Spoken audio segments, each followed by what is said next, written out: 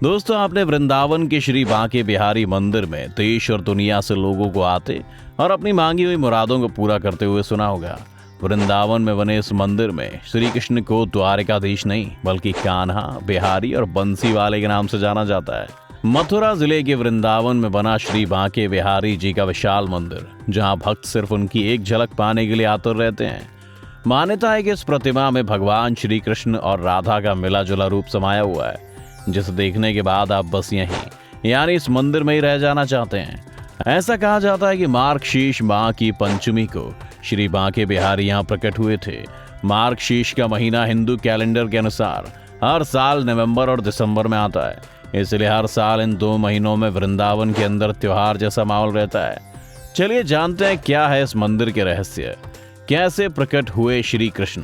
ऐसा कहा जाता है कि संगीत सम्राट तानसेन के गुरु स्वामी हरिदास भगवान श्री कृष्ण को अपना आराध्य मानते थे और उन्होंने अपना पूरा जीवन और संगीत दोनों ही बांके बिहारी जी की आराधना में समर्पित कर दिया था। वृंदावन में बनी रासलीला स्थली में बैठकर स्वामी हरिदास घंटों बिता दिया करते थे। ऐसा कहा जाता है कि जब भी स्वामी हरिदास कृष्ण और राधा की भक्ति में लीन होते थे, तब कृष्ण और राधा उन्हें दर्शन देने के लिए आते थे।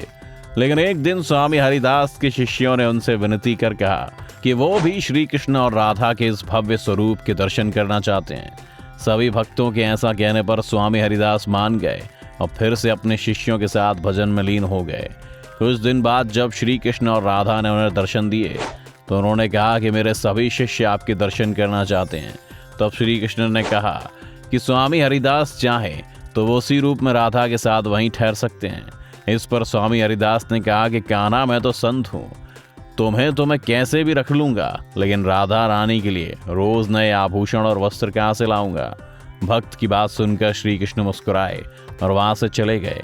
जब स्वामी हरिदास ध्यान से बाहर आए तो उन्होंने देखा कि वहां राधा कृष्ण का मिला हुआ भव्य स्वरूप प्रकट हो चुका है। इसके बाद वहां मौजूद स्वामी हरिदास और उनके शिष्य कृष्ण और राधा के स्वरूप को देखकर धन्य हो गए, जिसके बाद स्वामी हरिदास ने कृष्ण राधा के स्वरूप को बांके बिहारी नाम दिया, जो राधा कृष्ण का मिला जुला रूप है। और मान्यताओं के अनुसार इस रूप के दर्शन करने से सभी भक्तों की कामनाएं पूरी होती हैं। श्री कृष्ण की लीलाएं। कहा जाता है कि भगवान विष्णु के 8वें अवतार माने जाने वाले श्री कृष्ण आज भी वृंदावन में बने इस मंदिर में विराजते हैं। यहाँ आने वाले लोगों का श्री कृष्ण और राधा के इस भव्य स्वरूप को घंटों निहारते मन नहीं भरता। मान्यताओं के अनुसार बिहारी जी का स्वभाव बहुत ही नटखट है और वो प्रेम भाव के भूखे हैं। जो भक्त उन्हें सच्चे मन से याद करता है वो उसके साथ चल देते हैं। ऐसे कई चमत्कार हुए जिन्हें देखने के बाद मंदिर के पुजारी भक्तों के बिहारी जी के दर्शन के वक्त लगातार मूर्ति के सामने पर्दा करते रहते हैं। एक बार राजस्थान की राजकुमारी श्री बांके बिहारी के दर्शन के लिए वृंदावन पहुंची और बिहारी जी को देखने के बाद उनकी भक्ति में ऐसी लीन हो गई कि वापस अपने घर लौट कर जाने के लिए तैयार नहीं थी। लेकिन इस राजकुमारी के घर वाले उन्हें जबरदस्ती जब घर ले जाने लगे तो उसकी भक्ति देखकर बांके बिहारी भी उसके साथ चल दिए। इन लीलाओं के बाद से बिहारी जी के सामने पर्दा डाला जाता है ताकि बिहारी जी फिर किसी भक्त के साथ ना चल दें। ऐसा भी कहा जाता है कि क्योंकि बांके बिहारी के मंदिर में श्री कृष्ण बाल रूप में मौजूद हैं और उन्हें किसी की नजर न लग जाए, इसलिए बार बार उनके सामने पर्दा किया और हटाया जाता है। लेकिन साल में एक दिन ऐसा भी होता है जब बिहारी जी के सामने बार बार पर्दा नहीं किया जाता और उस दिन भक्तों को कान्हा का भव्य रूप देखने को मिलता है। ऐसा सौभाग्य भक्तों को सिर्फ जन्माष्टमी वाली रात को महाअभिषेक के बाद ही मिलता है। वैसे तो बिहारी जी की कई लीलाएं और चमत्कार हैं। उन्हीं में से एक और किस्सा है जो काफी प्रसिद्ध है। कहते हैं कि एक भक्त के लिए उन्होंने अपना वेश बदलकर कोर्ट में गवाही भी दी थी। दरअसल बात कुछ यूं है कि गरीब ब्राह्मण बांके बिहारी का बहुत ही बड़ा भक्त था। वो नियमित तौर पर बांके बिहारी के दर्शन करने आता था। एक बार उस गरीब ब्राह्मण को किसी काम के लिए महाजन से कुछ रुपए लेने की जरूरत पड़ी। इन रुपयों को उस गरीब ब्राह्मण ने बड़ी ईमानदारी से कुछ समय बाद हर महीने थोड़ा थोड़ा करके महाजन का कर्ज पूरा कर दिया। लेकिन महाजन ने उस गरीब ब्राह्मण से कहा कि तुम्हारा कर्ज अभी बाकी है। ऐसा इसलिए क्योंकि वो अपनी किताब में लेखा जोखा करना भूल गया था। लेकिन गरीब ब्राह्मण के बहुत समझाने के बाद भी वो महाजन नहीं माना और उसने गरीब ब्राह्मण को अदालती नोटिस भिजवा दिया कि अभी उधार बकाया है और पूरी रकम ब्याज सहित वापस करनी होगी। ये सब देखकर ब्राह्मण काफी परेशान हो गया। कोर्ट में भी ब्राह्मण ने जज को पूरी बात सुनाई। इस पर जज बोला, कोई गवाह है जिसके सामने तुमने महाजन को पैसे दिए थे? ये सोचकर उसने श्री बांके बिहारी जी के मंदिर का पता बता दिया। अदालत ने मंदिर का पता नोट कर बांके बिहारी के नाम समन भेज दिया। जब वो नोटिस मंदिर पहुंचा तो उस नोटिस को बिहारी जी के सामने रख दिया गया और बात आई गई हो गई। अब कोर्ट की तारीख पड़ी और जब गवाही का दिन आया तो एक बूढ़ा आदमी जज के सामने गवाह के तौर पर पेश हुआ। उसने कहा पैसे देते समय मैं वहाँ मौजूद था और उसने बताया कि इन तारीखों को रकम वापस की गई थी, लेकिन महाजन की खतौनी में लिखा पढ़ी ना होने की वजह से ये सब हुआ। माना जाता है कि गवाही देने के लिए मंदिर में गया वो बूढ़ा आदमी कोई और नहीं, श्री कृष्ण ही थे, जो अपने भक्तों को मुश्किल में कभी नहीं छोड़ते।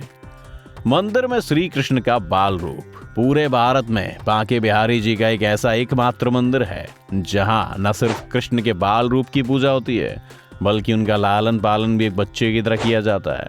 कान्हा की नींद में खलल ना पड़े, इसलिए मंदिर में सुबह और शाम दोनों ही समय घंटे नहीं बजाए जाते। सुबह उनके बाल रूप को धीरे धीरे एक छोटे बच्चे की तरह दुलार कर उठाया जाता है। श्री कृष्ण अपनी अलग अलग लीलाओं के लिए जाने जाते हैं और एक ऐसी ही लीला है जिसके बारे में मंदिर के सेवक दावा करते हैं। आपको ये जानकर शायद हैरानी होगी कि बांके बिहारी आधी रात को गोपियों के संग रास लीला करने निधिवत जाते हैं और सुबह वापस लौट आते हैं।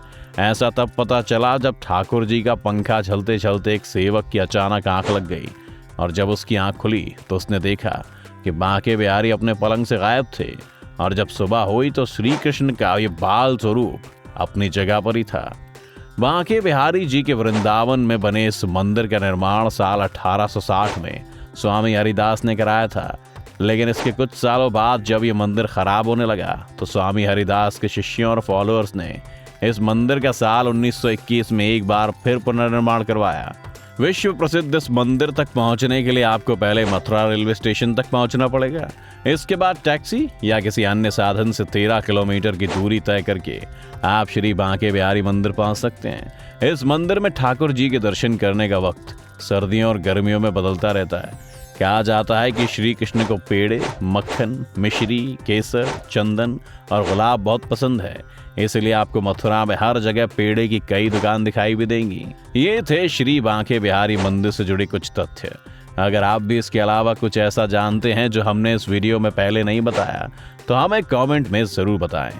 और अगर आप भी श्री कृष्ण के भक्त हैं तो वीडियो को लाइक और चैनल को सब्सक्राइब ज़रूर करें।